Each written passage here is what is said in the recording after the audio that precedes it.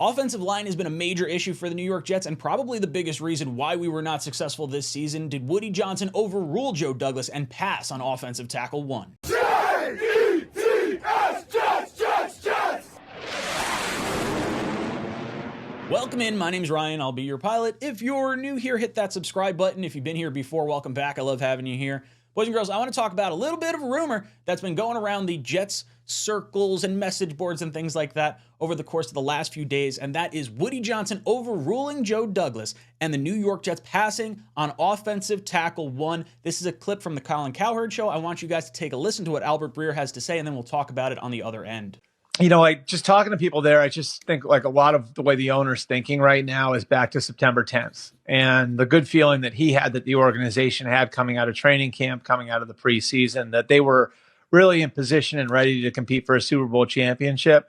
And that's why I think like Woody's going to wind up being comfortable in a couple of weeks, allowing all of those guys a chance to come back. And so long as Aaron follows through with what he says, and I believe him, that he's coming back in 2024, I think Salah's back. There's no reason to make changes on defense. So Jeff Elbrick, the defensive coordinator's back.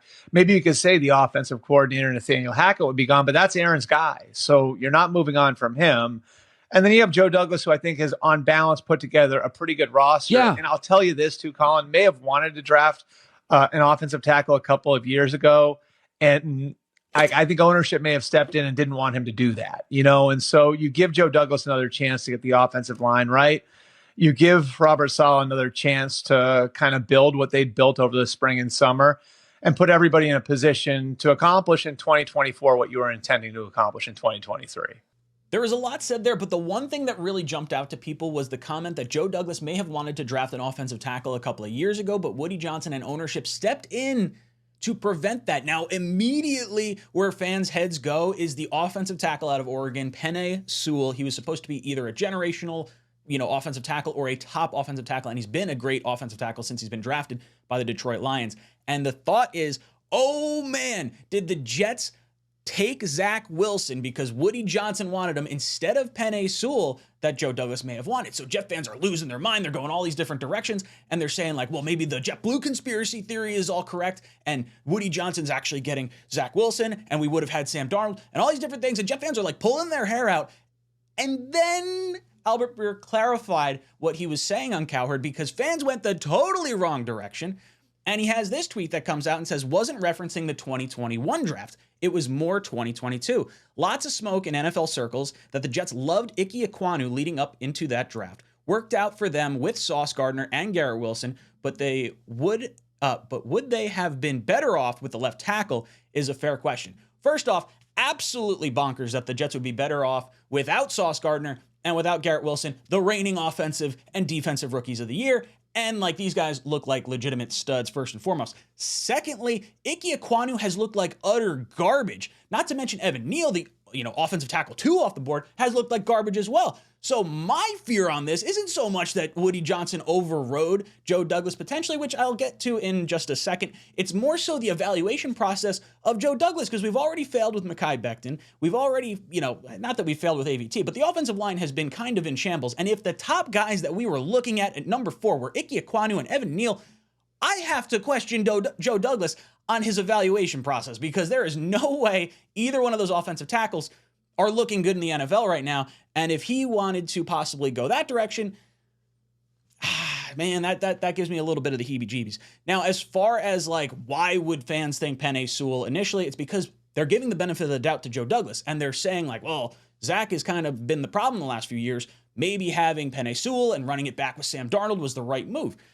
Obviously, that didn't make a whole lot of sense because the Jets just 1 year prior had drafted Mekhi Becton. He wasn't even injured yet in the Carolina game. He had his fantastic rookie season, so there was no real point for the Jets to go offensive tackle in back-to-back years.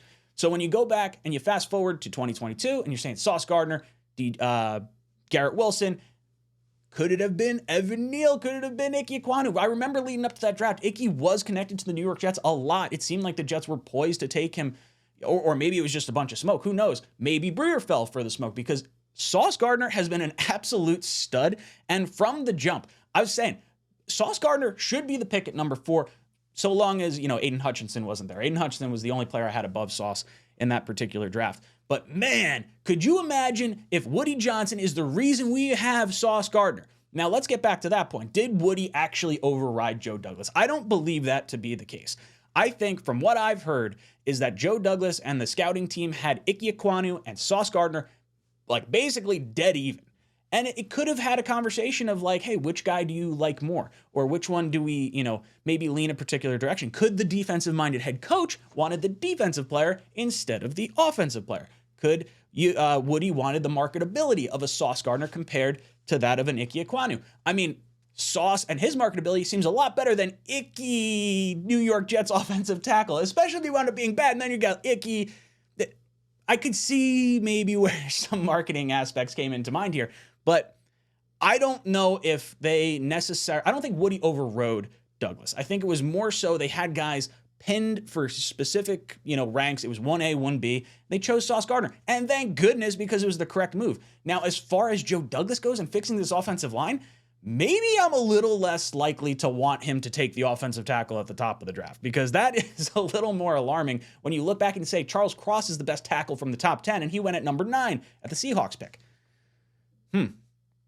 It's going to be interesting. How do the Jets opt to fix this offensive line? Are they going to go with the young stud in the draft? Are they going to go with free agency? Is it going to be some kind of combination of the two? Are you guys sure that the Jets should be drafting tackle in the top of the first round, or should we be going a different direction because we have more success with maybe some other positions?